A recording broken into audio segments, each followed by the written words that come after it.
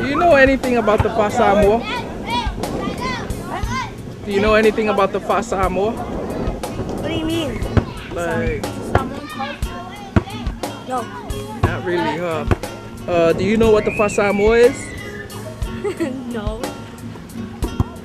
Samoa is all about speaking it, the culture, the way you act. Speaking what? The Samoan language. Is that it? I don't know that much, but I only know a little, but only the grown-ups know it. And that's all I know about the Samoa.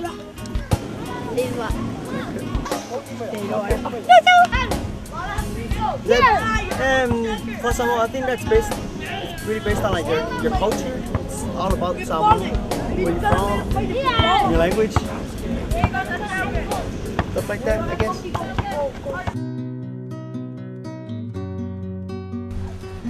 I feel frivolous forethoughts forged from flipping floodgates and federal fiascos.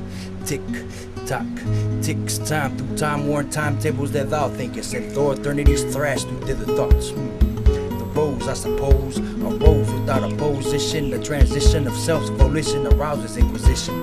And I see cynical ecumenical movements mimicking meretricious miracles, painstakingly paving paths of perpendicular secular portions. And eccentric accents accentuate the actual acceleration, accomplishing adverse abstracts of one's own assumptions. Quirky as it may seem, the other kyphosis of the spine, the weak link in mankind's golden chain of good.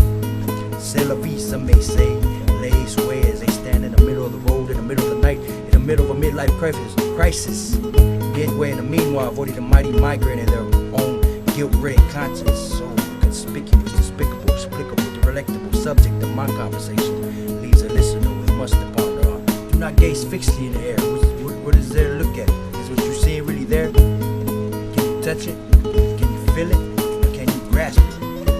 Open up your heart, open up your mind, open up your very innermost being. Take a chill pill, Jill. What do is thou seest on the windowsill over the hill? Do you feel, or is it for real to just kill? See, I wake up to reality in this world of insanity. People expressing profanity, to all evil comes calamity. I speak it of eschatology. We're killing ourselves with technology. The basics of biology are wasting economically.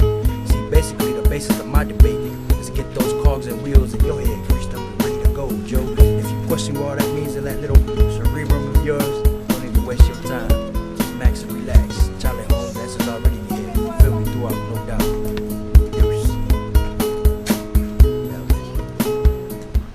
I'll tell you about how I grew up. Well, we grew up in the bad part of Compton, and we were raised between Compton and Long Beach. And in '92, like right after the LA riots, my mom Ben wanted to come home. When the riots happened, she was like, "Get out of here." When we moved down here after the riots, and my dad was like, "All right, I'm gonna show you how I grew up." Out in the States, everything is pretty much handed to you. You know what I mean? A life change. A change of lifestyle.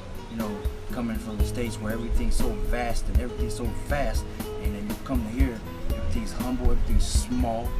I mean, I can walk like from one side of our village to the other side in like a minute.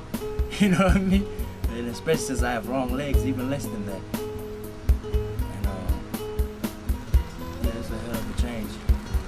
And it's like a part of everyday life. Sometimes we don't realize it, but it's being instilled in us.